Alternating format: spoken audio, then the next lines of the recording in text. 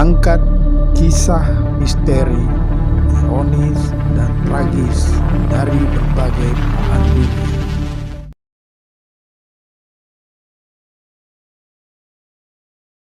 Assalamualaikum warahmatullahi wabarakatuh. Kembali bersama saya Deng Iwan dalam Kisah Gelap. Publik dihebohkan dengan fakta yang diungkap ekonom senior Faisal Basri seputar bisnis kotor elit dalam tambang nikel. Tak hanya menyebut data pemerintah tak akurat soal hilirisasi nikel, Faisal juga mengungkap soal adanya dugaan dua menteri senior dan menantu Jokowi yang saling lapor ke KPK. Nah, mau tahu seperti apa kisahnya? Mari kita saksikan dalam video berikut ini.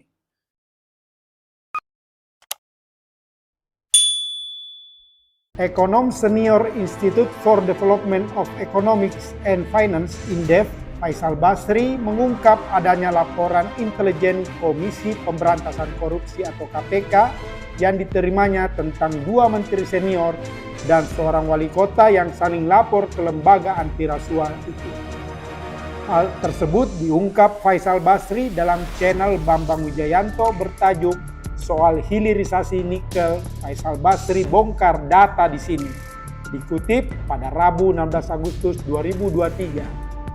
Selain Faisal Basri, dalam podcast tersebut tampak narasumber mantan penyidik senior KPK Novel Baswedan. Awalnya, Faisal mengungkap keganjilan data ekspor nikel ke Cina yang jumlahnya mencapai jutaan ton. Menurutnya, dalam data BPS jumlah ekspor nikel ke Cina adalah nol. Faisal mengaku data dugaan ekspor ilegal ke Cina tersebut sudah disampaikan kepada KPK serta kepada Menko Marinvest Luhut Binsar Panjaitan dan Menteri Investasi merangkap Kepala Badan Koordinasi Penanaman Modal atau BKPM Bahlil Lahadalia, namun dibantah dan hingga kini tak jelas kelanjutannya. Faisal menuturkan ada keanehan soal data di ITC atau International Trade Center yang menunjukkan jumlah ekspor nikel Indonesia ke Cina berdasarkan data BPS adalah nol. Tapi berdasarkan data Bea Cukai Cina di ITC, ada impor nikel dari Indonesia, yakni pada 2020 hampir 4 juta ton, tahun 2021 sebanyak 839 ribu ton, dan tahun 2022 sebanyak 1,87 juta ton.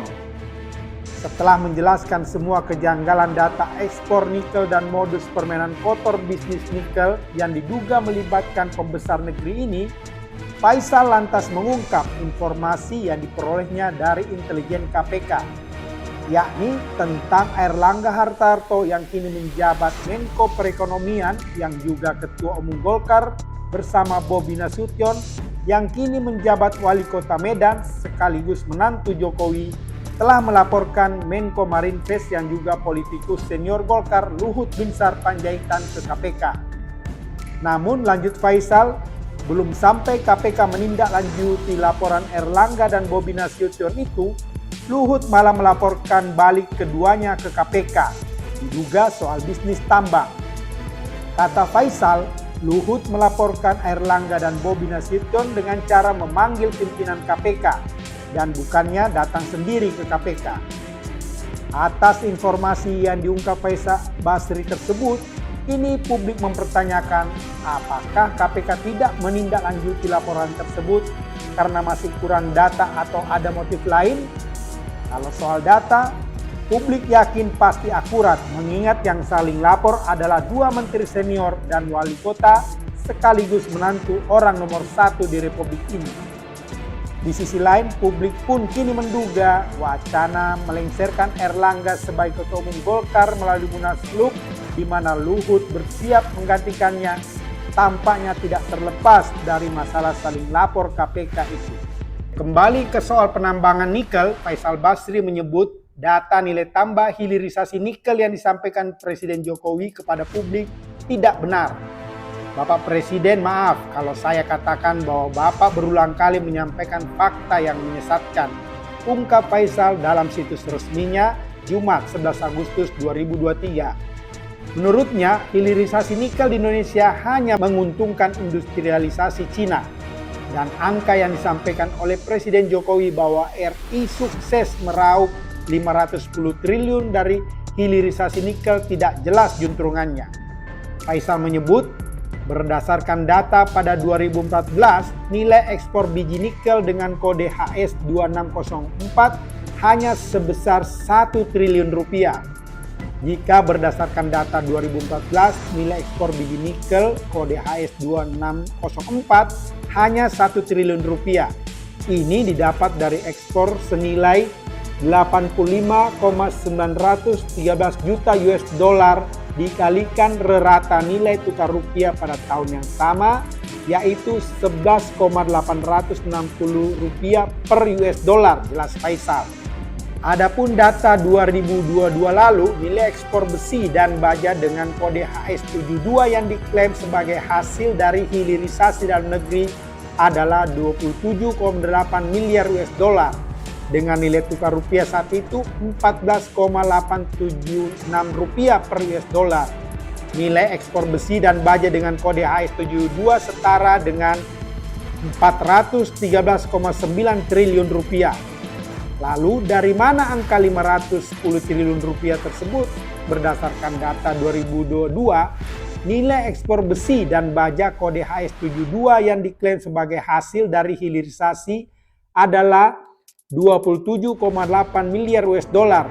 Berdasarkan rata nilai rupiah tahun 2022 sebesar 14,876 rupiah per US dollar, maka nilai ekspor besi dan baja kode HS72 setara dengan 413,9 triliun rupiah.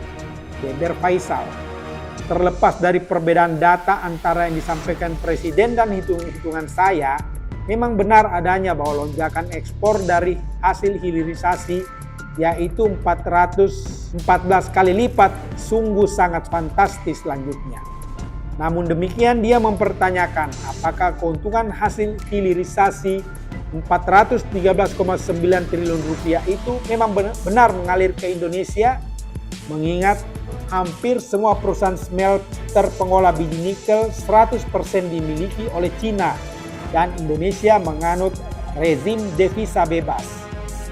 Maka adalah hak perusahaan Cina untuk membawa semua hasil ekspornya ke luar negeri atau ke negerinya sendiri, ujar Faisal. Dia pun membandingkan antara hilirisasi nikel dengan sawit dan turunannya. Ekspor sawit dan turunannya dikenakan pajak ekspor atau bea keluar plus pungutan bea sawit. Sementara untuk ekspor olahan biji nikel sama sekali tidak dikenakan segala jenis pajak dan pungutan lainnya. Jadi, penerimaan pemerintah dari ekspor semua jenis produk smelter nikel nihil alias nol besar, tegasnya.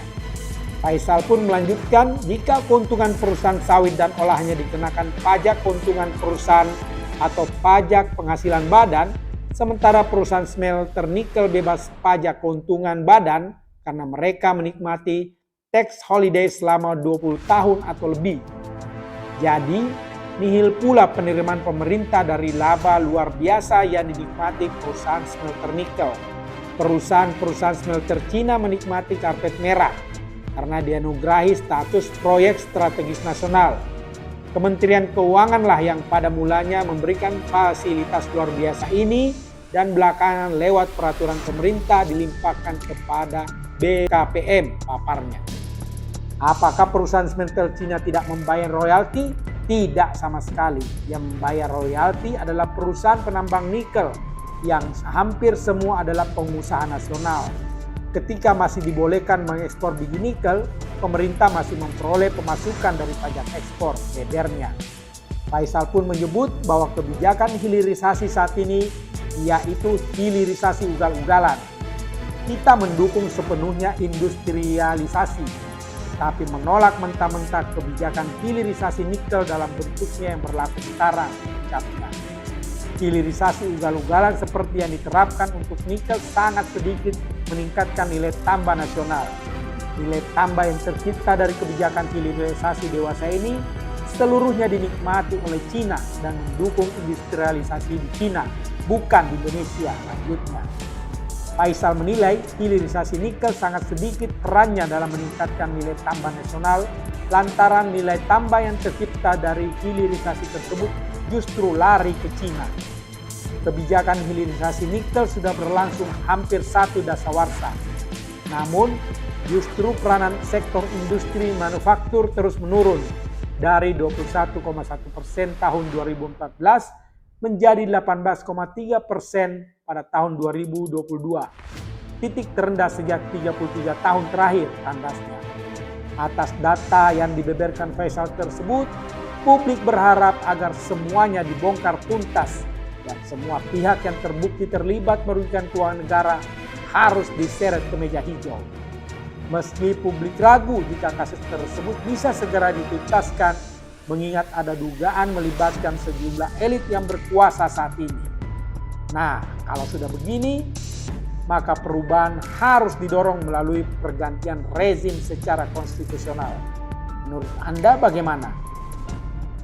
Demikianlah kisah gelap kali ini. Sampai bertemu dalam kisah gelap berikutnya. Wassalam.